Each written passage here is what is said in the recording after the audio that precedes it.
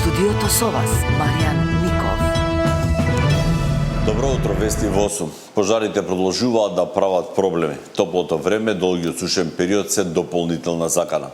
Пожарот во Маријовско повторно е активен и пожарникарите беа на терен речиси во текот на целата ноќ и има тешка задача. Ја пренесувам изјавата на директорот на ДЗС Стојан Чангелов. Моментално некаде на средина од растојанието помеѓу овие две села, огнената линија е многу долга.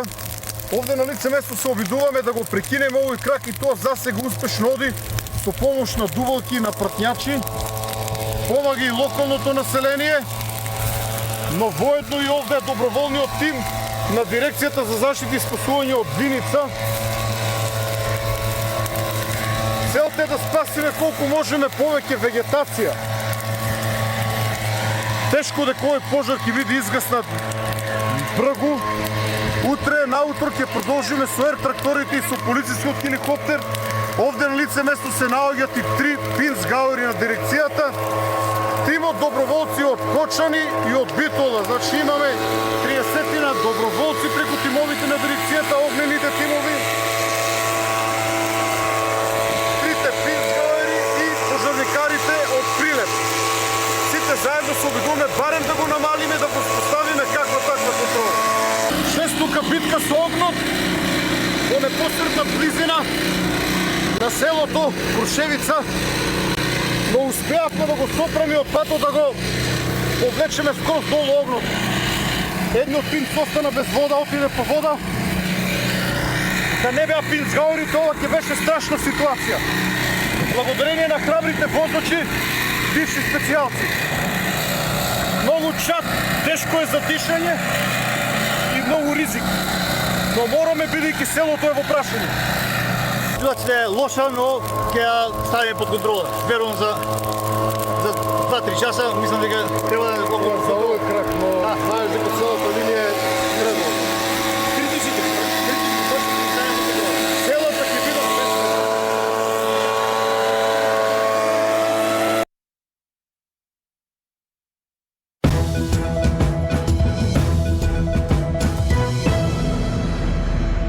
Уште еден пациент од Скопско Драчево починал на инфективна од последици предизвикани од вирусот на западно-нилска треска.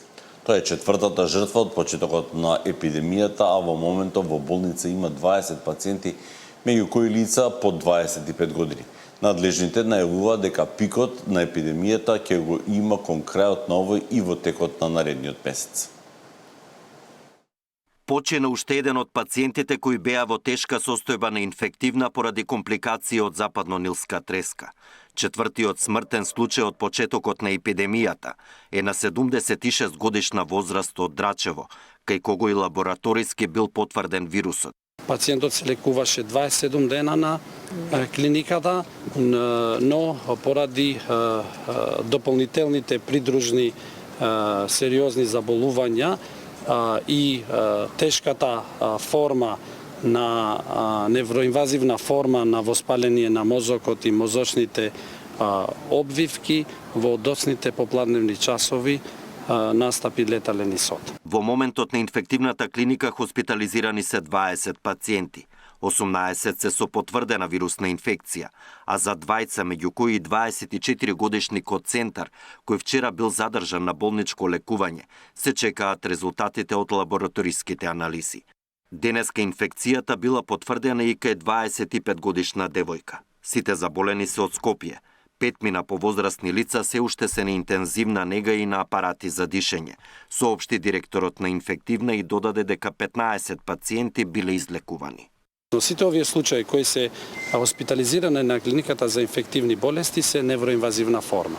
Значи, тие се 1% од 100% заразените. Според сите статистики, според сите истражувања, досега утврдено дека кога имаш тешка невроинвазивна форма на воспаление на мозок и мозочни обвивки, напреднатата возраст е независен ризик фактор што може да доведе до лош исход.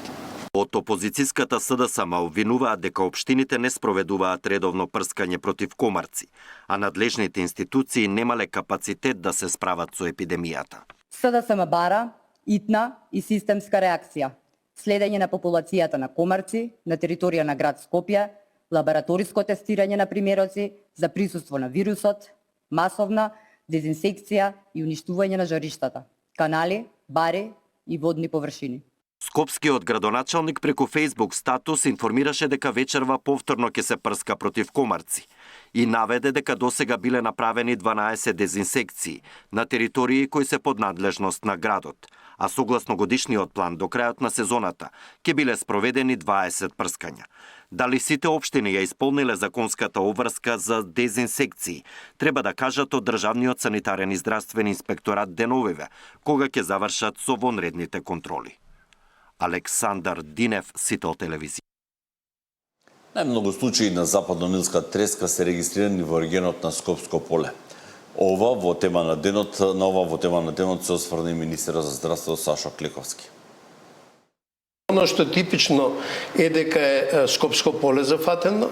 Во основа тоа е најниската зона на Скопскиот регион, на Скопската котлина, со најмногу застоена вода, условно кажам, најмногу земјоделие, најмногу канали и така натаму. Значи, услови за повеќе ризик од комарци. Меѓутоа, комарци има и навареде. Нема ниту еден случај во центар или во Карпуш. Ако отидете на прошетка на Киот, сигурно ќе видите Да, добро, тоа малку ми е нејасно како може да има такви граници за комарците по поврзано е и со рутите на дивите птици и на други птици кои се резерварот на вирусот. Во отприлика 250 видови птици го имат вирусот. За најголем дел од нив вирусот не е смртоносен. Вирусот е смртоносен за човекот и за копитарите, за коњот.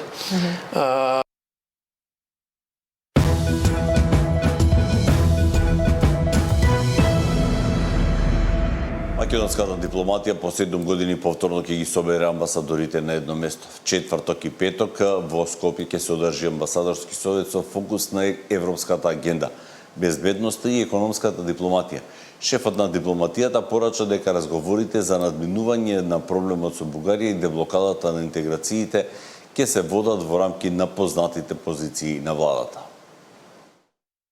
Македонските амбасадори и конзули во четврток и петок доаѓаат во Скопје на состанок и консултации со државниот врв. По 7 години пауза со физичко присуство, дипломатите на состанок на амбасадорскиот совет ќе го представат направеното во нивниот мандат, но и ќе добијат насоки како да ги застапуваат државните позиции за интензивирање на евроинтеграциите на Македонија.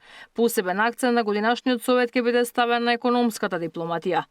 Потребна ни е дипломатија која предвидува, која реагира навремено, која гради партнерства и која одлучно ги штити националните интереси. Нашите дипломати во рамките на Советот ќе имаат директен диалог со председателката на државата, председателот на владата и председателот на собранието. Тоа испраќа една важна порака. Кога станува збор за нашите стратешки интереси, потребни ни се институционална координација, јасни позиции и сериозен државен пристап. Европската интеграција останува еден од нашите централни стратешки приоритети. Нашата дипломатска мрежа има задача јасно и аргументирано да ги представува нашите позиции и реформски резултати пред европските партнери. Во моментов 11 дипломатско-конзуларни представништва немаат именуван амбасадор, но Муцунски најавува завршување на тој процес. Последните 6 месеци ќе се испразнат уште 7 амбасадорски позиции на кои им завршува мандатот. Потврди дека дипломатот од кариера Крум Ефремов ќе биде нов амбасадор на Македонија во Бугарија и набрзо заминува на својата мисија. Во тек е постапка и за именување на нов амбасадор во Атина, но детали не се откриваат бидејќи се уште се во фаза на класифицирани информации. Шефот на дипломатијата ги негира обвинувањата на опозицијата дека дал изјава за преговори надвор од радарот, потенцирајќи дека постојан диалог има со сите страни, но без гаранција за македонските национални интереси не е можно одржливо решение. Не е праведно нашите преговори постојано да заглавуваат на тема поврзана со нашиот идентитет, јазик, историја и култура. Ние очекуваме систем на гаранции од европските институции, очекуваме почитување на реципроцитетот, кога се во прашање човековите права, и очекуваме да има решение кое што ќе биде насочено кон заштита на нашите позиции поврзани со идентитет, јазик, култура и историја. Како дел од дипломатската офанзива, од МНР најавија дека утре во официјална посета на државата ќе престојува шефот на чешката дипломатија Петар Мацинка, кој ќе биде еден и од говорниците на амбасадорскиот совет. Во фокусот на разговорите ќе бидат предлабочувањето на билатералните односи, европската перспектива, економската соработка и актуелните регионални и меѓународни прашања. Ивана Соколовиќ, Најдова, Сител телевизија. Вестите завршија, следното издание во 9 часот. Пријатно.